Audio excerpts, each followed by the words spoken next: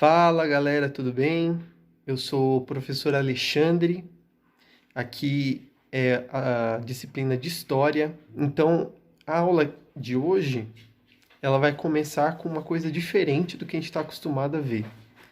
Porque a gente vai começar analisando uma música de samba enredo da Estação Primeira de Mangueira, né?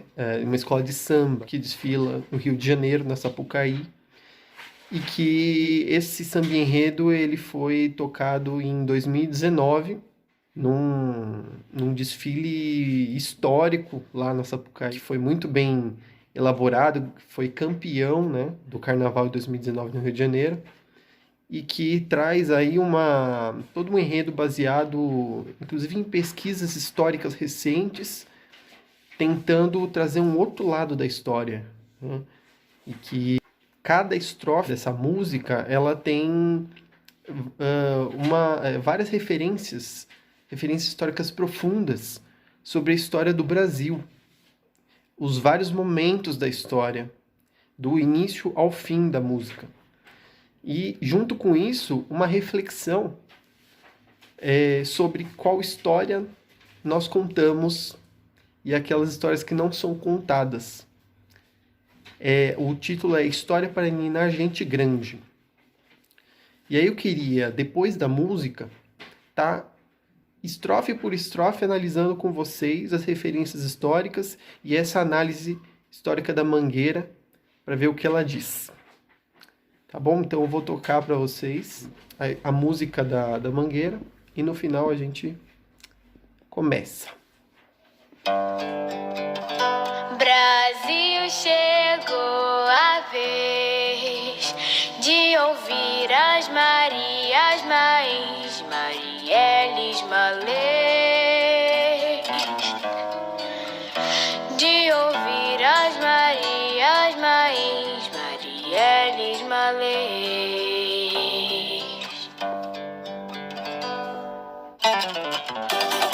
Diretamente da Estação Primeira!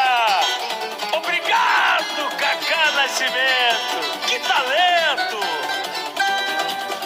Brasil, meu nego, deixa eu te contar a história que a história não conta, o avesso do mesmo lugar, na luta é que a gente se encontra. Brasil, meu Deus, a Mangueira chegou, com versos que o livro apagou. Desde 1500 tem mais invasão do que descobrimento. Tem sangue retinto pisado atrás do herói emoldurado. Mulheres, tambores, mulatos. Eu quero um país que não tá no retrato. Brasil, o teu nome é Dandara, tua cara é de Cariri. Não veio do céu nem das mãos de Isabel. A liberdade é um dragão no mar de Aracati. Salve os caboclos de julho, quem foi de aço nos anos de chumbo. Brasil, chegou a vez de ouvir as Marias, Mães, Marielles, Malês. Canta, Mangueira! Alô, Mangueira! Dá um show, bateria! Tem que respeitar meus tamborins! Marielle presente!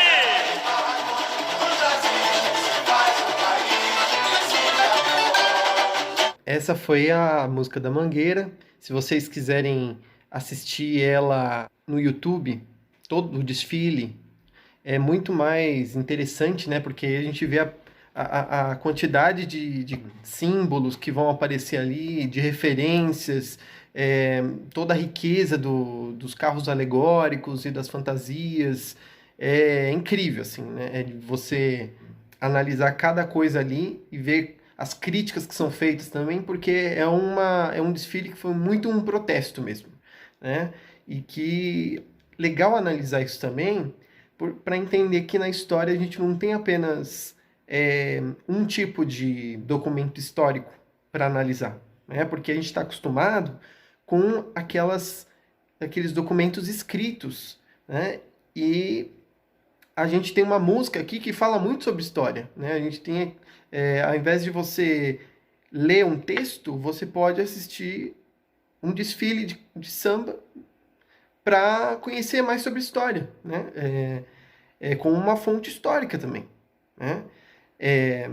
E isso também é muito interessante porque a gente tem o Enem aí pela frente, os vestibulares, e eles exigem muito de que a gente possa interpretar fontes diferentes, né? Então, vocês não vão encontrar apenas textos no vestibular para vocês analisarem nos testes, mas também poemas, letras de música, né? Artes, né? Imagens, tudo isso faz parte e que está lá para a gente, então, assim, fazer essa análise, essa interpretação do samba enredo também é um jeito de exercitar, né? É isso que vai também ser pedido na redação, tanto quanto nos testes.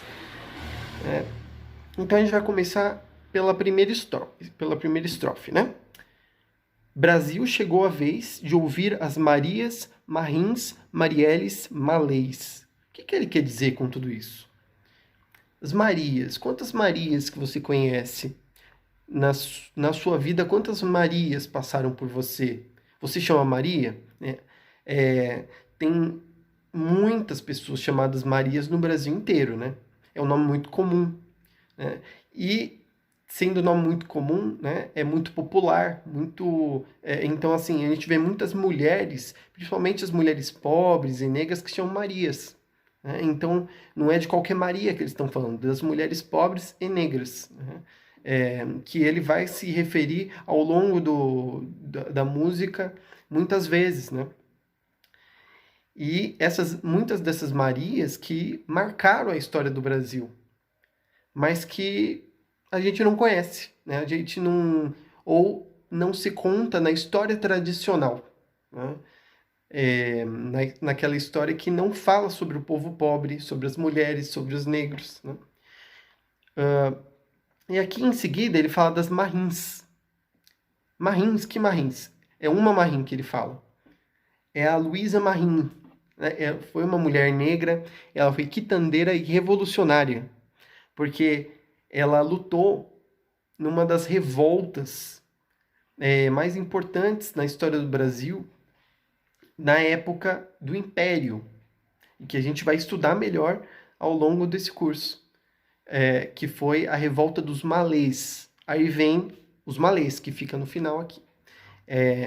E ela era mãe do Luiz Gama, que foi um poeta e foi um político da época do Segundo Império, do Segundo Reinado do Dom Pedro II, ali na segunda metade do século XIX. E a gente conhece sobre ela porque o Luiz Gama fala sobre a mãe dele em várias cartas que ele escreve, e ele conta da participação dela, porque ela era escrava, uma escrava que vivia em Salvador, Bahia, capital da Bahia, que já foi capital do Brasil, na época da colônia, e era uma escrava que vivia na cidade, e fazia atividades de artesanato, que não eram agrícolas, né, como boa parte dos escravos que ficavam no campo, né? Não apenas ela, mas outros tantos escravos que viviam ali, né, que faziam trabalhos domésticos, trabalhos artesanais, né, os trabalhos domésticos, em primeiro lugar, e muitos fizeram trabalhos artesanais e venderam suas mercadorias para conseguir o dinheiro para ter alforria, que era um meio de resistência, um meio de conseguir a libertação. E essa Luísa Marim, ela lutou nessa rebelião em que esses escravos tinham vindo todos de uma origem parecida, né, numa região da África Ocidental, e que eu chamo de malês, né, de uma forma geral malês, mas que faziam parte de várias nações que eram todas muçulmanas e que, portanto, sabiam ler e escrever em árabe.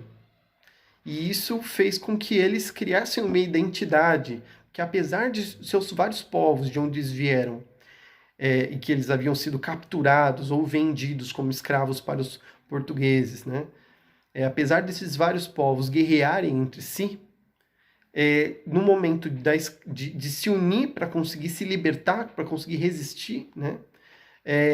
Esse foi uma das principais coisas que aproximou eles, né? A fé no islamismo e o fato deles terem uma mesma língua, uma mesma escrita, né? E não à toa temos registros em árabe que vieram até hoje para a gente como sinais dessa revolta, né? E a Luísa Marim, ela foi líder dessa revolta. E o movimento foi todo reprimido, né? Houve um massacre por parte das forças imperiais, né? Isso era em 1835, quando ocorreu essa revolta. E ela conseguiu fugir, tendo participado de outras revoltas, né? Como a Sabinada, que ela participou também. Foi uma outra revolta alguns anos depois, né? Na década de 40 do século XIX, 1840 e pouco. E, por fim, fala da Marielle Franco, né? E a Marielle, vocês devem saber, né? Foi uma vereadora do Rio de Janeiro, que era mulher, negra, que era LGBT, e que era ativista dos direitos humanos, né, do PSOL, e que ela foi brutalmente assassinada pelas milícias, né? Que são ex-agentes do Estado. E ela, pelo fato de ela ter feito toda essa luta pelos direitos humanos, contra a violência policial, contra o racismo, contra a LGBTfobia, contra o machismo, enfim, contra várias opressões na sociedade, né, contra o próprio sistema, né, em que via ela como uma ameaça, né, ela acabou assassinada. Isso é muito simbólico e para mostrar que essa história ela continua até hoje, né? Ela continua existindo mulheres negras numa situação de pobreza, porque a Marielle, além de tudo, ela era favelada, da favela Complexo da Amarela, do Rio de Janeiro, né?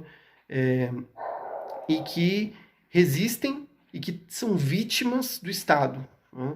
Vítimas das forças repressoras, por parte daqueles que estão no poder, né? E que sempre são aqueles que aparecem em destaque, ou como figuras importantes quando a gente estuda a história, né? Só que essas mulheres todas, elas não são citadas, elas são apagadas da história. Bom, a segunda estrofe diz o seguinte: a história que a história não conta, o avesso do mesmo lugar, na luta que a gente se encontra. Está dizendo que é preciso jogar luz sobre uma outra face da história, né? Ver a história que a gente não está acostumado a ouvir nas escolas, nos livros, a história que a gente pesquisa até hoje na internet, em geral ela é focada em quem? Quais são as personalidades, que história está sendo contada, qual é a versão, né?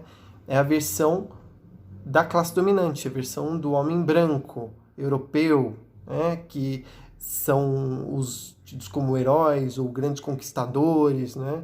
Vê sempre a história do europeu que chegou no Brasil, em que ele é o conquistador, né? Em que ele está numa posição de destaque e privilégio na história, né? A gente conhece muito do Pedro Álvares Cabral, a gente conhece muito do Duque de Caxias, do Dom Pedro, a gente conhece muito desses líderes militares, né? Esse tipo de história a gente chama de positivista, né? Que é uma corrente lá do século XIX que surgiu e que conta mesmo uma história dos heróis, dos grandes guerreiros militares, líderes, governantes, dos grandes intelectuais, pensadores, né? Como se a história tivesse sido feita por eles. E, coincidentemente, são brancos, homens e da classe dominante, né?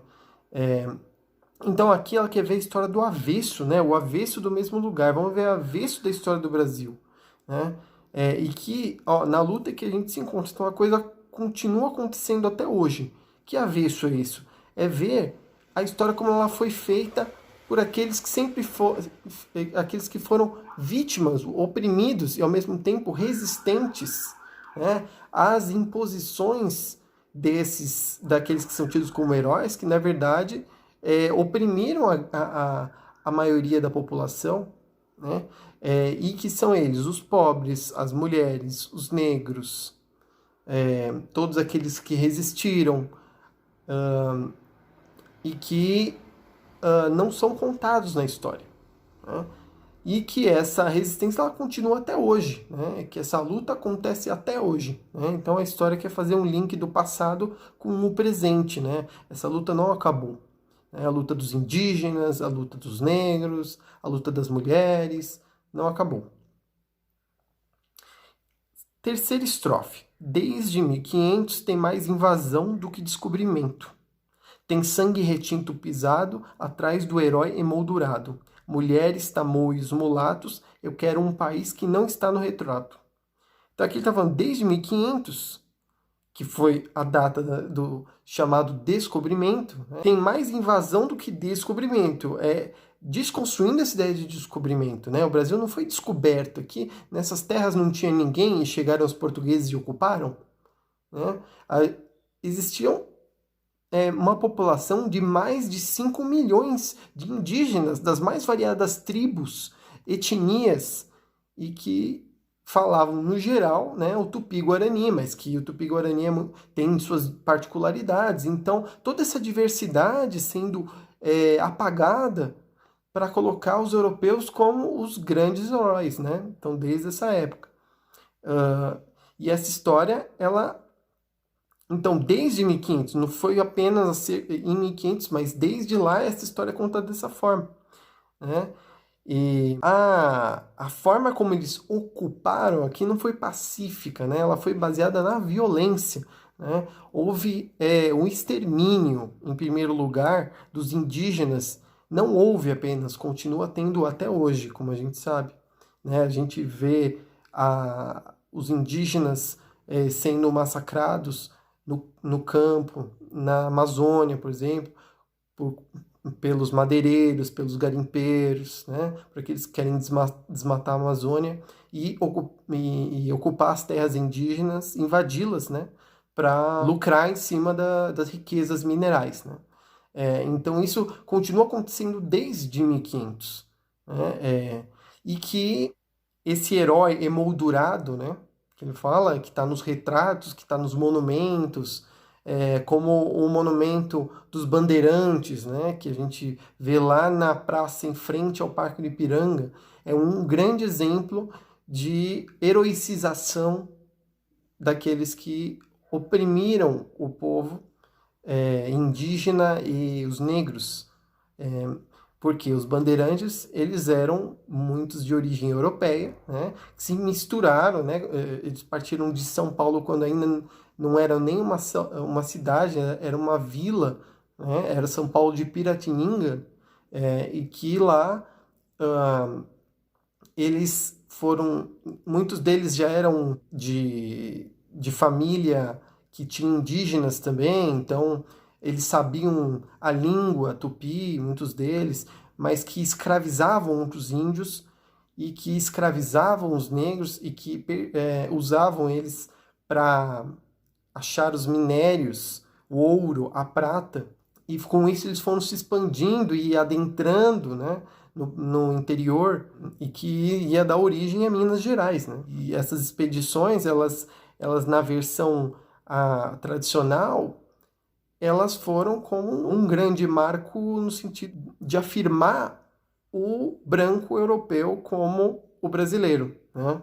De afirmar os heróis que eram aqueles que na verdade estavam escravizando e massacrando, né? Tanto que foram muitos desses bandeirantes que vão invadir os quilombos e vão massacrar. Isso a gente vai ver logo em seguida, né?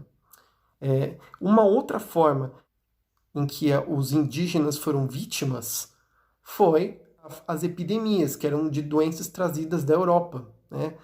Isso, inclusive, nos lembra, né, que a gente está diante de uma epidemia aqui, e que nós estamos em quarentena nesse momento, e que já haviam epidemias que matavam muitos naquela época, né? Não é apenas com o coronavírus, né, mas a febre amarela, a malária, entre outras doenças que foram matando, e como os indígenas não tinham anticorpos, né, eles foram morrendo, e os portugueses que traziam essas doenças da Europa, eles já tinham imunidade, né?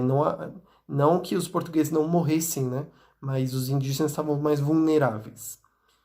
E tudo isso, né, foi parte de uma invasão, somado também à catequização, conversão ao cristianismo dos indígenas, né, que em parte também foi feito por parte dos jesuítas, que vieram para cá e foram tentando converter os indígenas, obrigá-los, né, a aceitar, senão poderiam ser exterminados, né, ou escravizados. Então era uma obrigação, e a gente chama isso de genocídio cultural. Eles consideravam que os indígenas não tinham religião, não tinham sua cultura, seus costumes, sua forma de modo de vida, sua organização, seu governo, né? Quando havia uma riqueza de crenças entre os indígenas, havia uma riqueza de costumes, que hoje a gente sabe muito, né, pelos estudos que são feitos até mais recentemente. Só que era uma tentativa de destruir isso, né? E não apenas naquela época, né? Porque a gente estava em 1500, 1600, 1700, né, nesse processo todo de colonização, mas até hoje você vê tentativas de converter os indígenas ao cristianismo, né? Que essa é uma forma de genocídio cultural, de destruição da cultura originária. Então, aqui ele também ele vai citar mulheres, tamoios, mulatos, né? Em primeiro lugar, as mulheres. As mulheres, elas desde da mulher colonial, né, que em grande parte eram as mulheres negras escravizadas, elas sofriam o pior do patriarcado, o pior do machismo.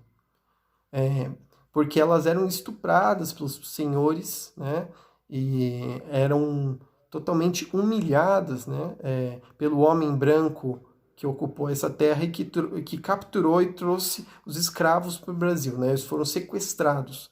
E o que é mais impressionante é como há um discurso de miscigenação, que o Brasil é feito da mistura de raças, como se tivesse sido algo muito pacífico, em que houve uma mistura quase que voluntária, né, entre brancos, negros e índios, né? E aí isso seria um conto que se diz até hoje, né? Mas a verdadeira história é que essa miscigenação ela se deu por conta de estupro, né? Por conta de mulheres negras estupradas, mulheres indígenas estupradas, né? Então, essa história que a história não conta, né? Que a gente deve contar. Que diz respeito aos mulatos, que diz respeito às mulheres e que diz respeito aos índios. Em especial, ele fala dos tamoios. Quem foram os tamoios? Ele fala sobre a confederação dos tamoios, e que foi feita pelos povos chamados Tupinambá, que ocupavam o litoral sudeste do Brasil, né? Ali entre Bertioga, Cabo Frio e Vale do Paraíba. E de 1554 até 1567, existiu essa confederação dos tamoios. Notem que foram décadas depois, né, de 1500, que isso aconteceu, porque foi o momento em que começaram a ter mais ocupações do território brasileiro pelos europeus, tanto pelos portugueses, mas também por outros invasores, né, franceses, holandeses. Os tamoios eles vão se unir, né, a união dos povos tupinambá, para resistir a esse invasor. Em parte, os franceses vão tentar se aliar aos tamoios para derrotar os portugueses que estavam aliados a outros povos, como os tupiniquim, né? E os tamoios eles vão até tentar se aliar com os tupiniquim, mas vão ser traídos, porque eles eles estavam aliados ao inimigo português, né? E aí, a partir disso, eles vão ser massacrados por parte do governador Mendes Sá, que foi um governador geral colocado pela coroa portuguesa no Brasil. E o Mendes Sá é um exemplo desse homem branco europeu, um nome que vai ser lembrado, ao mesmo tempo dos Tamoios vai ser apagado e tido como um herói da pátria, um conquistador, né? Mas que foi um grande genocida.